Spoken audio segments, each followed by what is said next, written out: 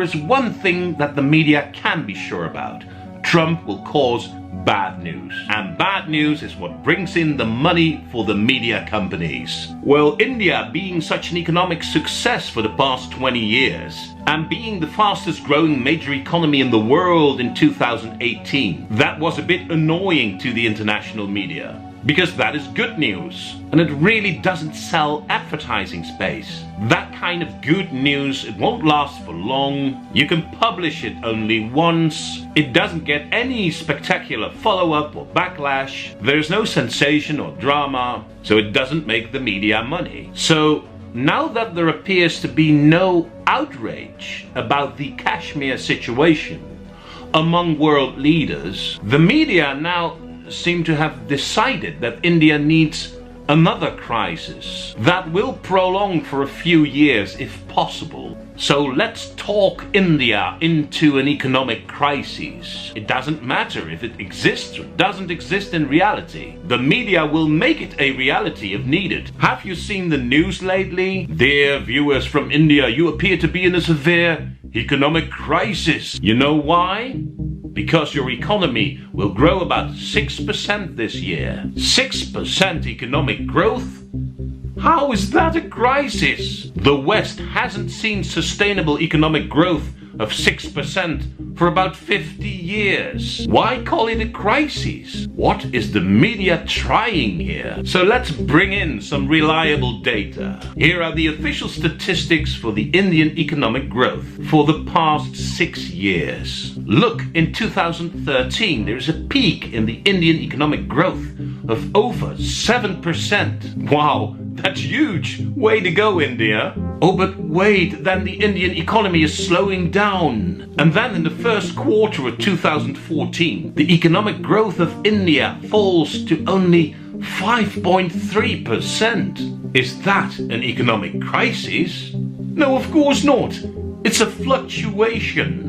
Whenever economies grow exponentially for years and years in a row, like India does, and like no other country in the West has experienced for 50 years, then it grows with ups and downs, highs and lows.